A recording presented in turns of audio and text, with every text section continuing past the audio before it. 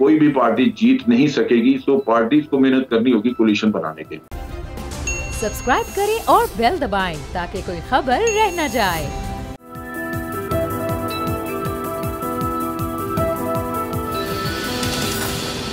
Break के बाद खुशामदीद। General Tahir Khalil साहब बड़े सीनियर सहाफ़ी हैं। उन्होंने खबर दी है कि इस्लामाबाद के 62 हलकों का मानना है कि पीपल्स पार्टी के साथ पॉलिसी और फैसला साजों की डील अब तकरीबन फाइनल होने के करीब है। आइंदा माह यानी फरवरी में इस हवाले से अहम सियासी पेशरफ्त सामने आ सकती है।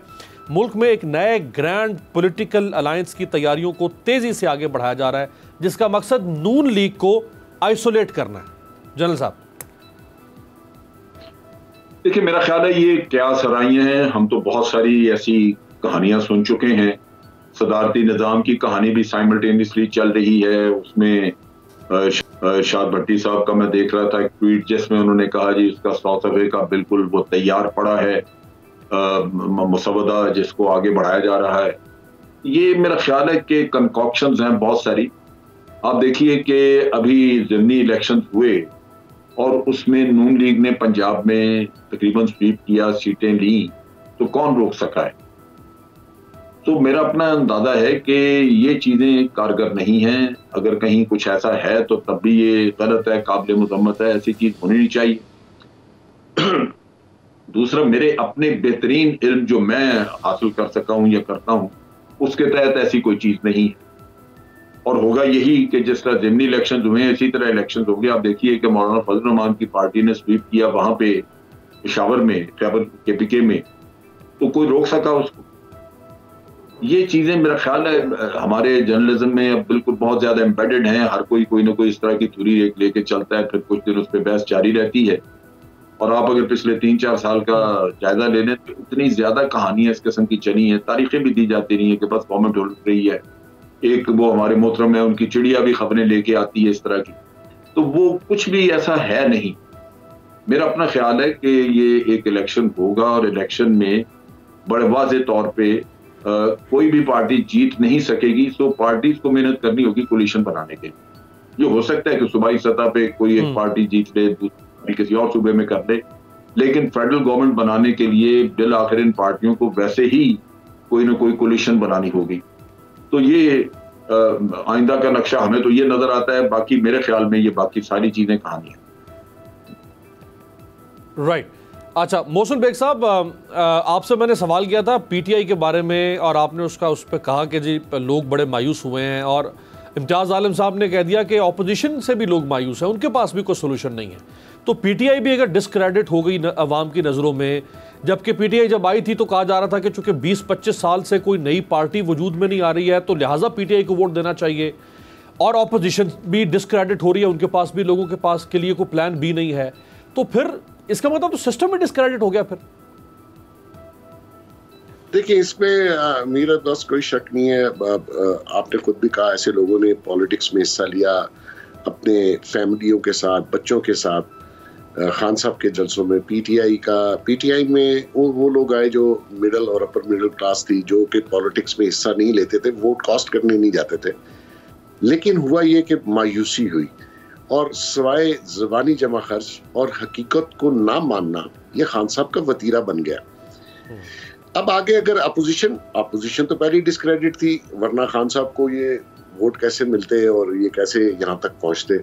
नेचुरली लोग उनसे भी खफा थे, जिस तरीके से करप्शन थी या जिस तरीके से वो गवर्नेंस कर रहे थे, फैमिली पॉलिटिक्स थी।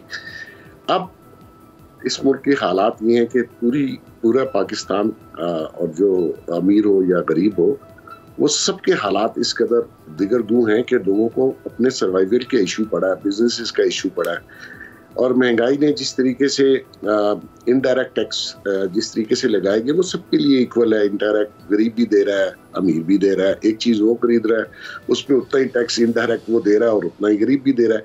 तो इन सारी चीज़ों को लेके आपके आने वाले हालात इस मुल्क के बहुत ही मुश्किल हालात होंगे। और जो पॉलिटिक्स जिस तरीके से डिस्क्रेडिट हुई है और डीले हर पॉलिटिकल पार्टी इस चक्कर में है कि मुझे कहीं से फोन आ जाए, मेरे साथ कोई डील बन जाए। ये जो ताहिर खलील साहब की स्टोरी आप डिस्कस कर रहे हैं वो यही चीज जी, कि अब आप जैसे जनरल साहब ने कहा कि आने वाले हालात में अगर फर्ज करें आज अगर अपोजिशन को गवर्नमेंट दी जाए या अपोजिशन की किसी एक जमात को दी जाए तो वो क्या कर लेंगे? वो भी कुछ नहीं कर पाएंगे। ये तो पॉलिटिकल स्टेबिलिटी आने वाले दिनों में मुझे तो नजर नहीं आती, क्योंकि ये सारे एक दूसरे के खिलाफ लगे रहेंगे, हर शख्स चाहता है मैं आ जाऊं। तो ये आने वाले हालात जो हैं वो अगर सबने मिलकर अगर कोशिश ना की इस मुल्क के हालात को बेहतर करने की और इस मुल्क की इकोनॉमिकल जो सिचुएशन है, इकोनॉमी के जो हालात हैं, अगर इसको आपने बेहतर ना किया ये मुल्क कोलैप्स कर जाएगा। ये 22-25 करोड़ लोग जो हैं इन ऊपर सुनाने हाल पहले नहीं है। अगर कोई ऐसे मुश्किल हालात आए तो मुझे तो लगता है यहाँ पे एक दूसरे को पहचानना नहीं लोगों ने, क्योंकि इन पॉलिटिशियंस ने जिस तरीके से इस मुल्क के हालात खराब किए और कुछ और कुफ्तों ने भी किए, लेकिन अब हम इस स्टेज पे हैं ये एज ए कंट्री जहां पे हमारा सर्वाइवल बहुत ही मुश्किल नजर आ रहा है। तो सब अगर मिल जाएं इस मुल्क की खातिर और अवाम की खातिर। देखें आज तक अमीर बात साहब, कोई शख्स, कोई गवर्नमेंट, कोई पॉलिटिशियन पार्टी, कोई पॉलिटिशियन अवाम को मद्देनजर रख के फैसला नहीं करता। अगर करता होता तो खान साहब ने देखे जो पहले दिन से इकदाम किए वो अवाम के खिलाफ किए। अवाम से तो पूछा नहीं, पार्लियामेंट में जो लोग अवाम अपने नुमाइंदों को भेजती है उनसे आपने पूछा ही नहीं, और आप प्राइसेस बढ़ाई जा रहे हैं। अब ये जो मिनी बजट है ये कहते हैं 5.37 हमारी ग्रोथ रेट है। अमीर अब्बास साहब, जब 5.37 ग्रोथ रेट हो फिर आपको मिनी बजट की जरूरत नहीं होती, फिर आपको सारी दुनिया लोन भी देती है। ये झूठ या खत्म कर दें और लोगों को सच बताएं। बैठ के झूठ बोलते हैं मैंने ये भी कर दिया, 5.1 ग्रोथ आ गई, वो नाराज होके शौकत तरीन घर बैठा हुआ। इम्तियाज साहब, ये आप तीनों मेहमानों की गुफ्तगू सुनने के बाद अब जो आखिरी सवाल बनता है मैं आपके सामने रख रहा हूँ कि बजाय ये कि हम अगले इलेक्शन में जाएं 2023 और उस इलेक्शन में यही नतीजा कमोबेश निकले कि यही तीन पार्टियां इनमें से कोई एक ज़्यादा वोट ले लेगी, कोई उससे कम, फिर ये एक दूसरे के साथ जोड़ तोड़ करके कोई एनपी, एमक्यूएम, पीएमएलक्यू, मौलाना को मिला के इसी तरह की कोई कुंबे की हुकूमत बनेगी, फिर वो कमज़ोर होगी, फिर उसके खिलाफ एहतजाज होंगे, फिर इसी तरह से प्रोग्राम्स हो रहे होंगे। तो बेहतर नहीं कि ये एक कौमी सोच के साथ इलेक्शन पर जाने से पहले ये सियासी जमातें बैठ के मुस्तकबिल के लाहे अमल को तय करें और फिर इलेक्शन में जाएं? ये देखिए, सियासी अमल के अलावा और जमहूरी रास्ते के अलावा कोई रास्ता है नहीं, और ये अपोजिशन को या बासूल सियासत करने वालों को ऐसी क्या जल्दी पड़ी है। वो तीसरी पार्लियामेंट को अपना वक्त सुबह बहुत मरने दें और बर वक्त मुनसिफाना इंतखाबात के लिए कोशिश करें। दूसरी बात यह है कि अपोजिशन जमातें एक मुतबादिल एजेंडा लेकर आए। वो IMF का पुराना किस्सा मीठा फार्मूला नहीं चलेगा। पाकिस्तान की मईशत को हकीकी बुनियाद पर तरक्की देने के लिए, सनती बुनियाद को फ़रोग़ देने के लिए, साइंसी और टेक्नोलॉजी का इनकलाब लाने के लिए और सियासी इस्तेकाम के लिए सबके लिए ज़रूरी है कि एक मुतबादिल एजेंडा हो और वो हमारी डेवलपमेंट का जो मॉडल हो वो पीपल सेंटर्ड हो, आवाम को एड्रेस करे। जैसे अभी कहा गया है कि जी माशी सलामती चाहिए, उसमें इकरार ये है कि माशी सलामती खतरे में है, और फिर ये कहा गया कि जी इंसानी सलामती चाहिए। अब माशी सलामती और इंसानी सलामती के लिए क्या एजेंडा हो मुतबादिल, तो हमें पुराने जो वो सीधा पैराडाइम्स हैं उन्हें छोड़ना चाहिए, पाकिस्तान को खुद कफील बनाना चाहिए और पाकिस्तान के अवाम की खुशहाली का एजेंडा लाना चाहिए। और मैं ये समझता हूँ कि इंतखाबात, ये तीसरी पार्लियामेंट, अब अपोजिशन जो है वो नो कॉन्फिडेंस वगैरह का रास्ता खत्म हो गया है उनके लिए, और वो जाहिर हो गया है। और ये जो है कि पीपल्स पार्टी की डील हो गई है, अब शहबाज शरीफ की बात हो गई है, ये सब बकवास बातें हम सुन रहे हैं। इसका फायदा नहीं है, इससे कोई तब्दीली नहीं आएगी, ना ये होना है।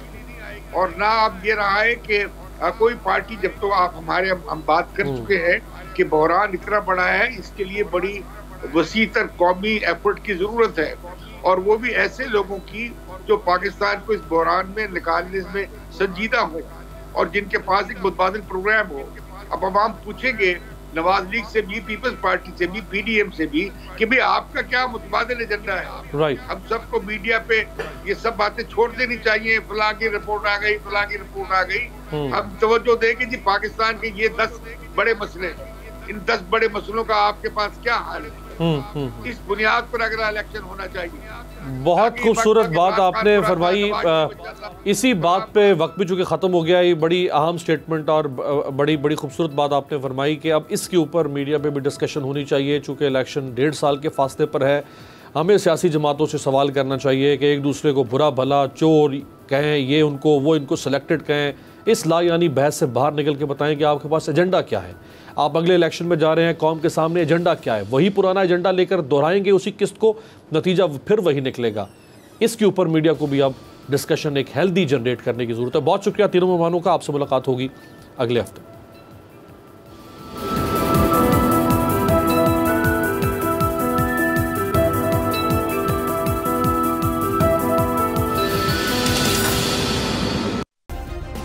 सब्सक्राइब करें और बेल दबाएं ताकि कोई खबर रह न जाए।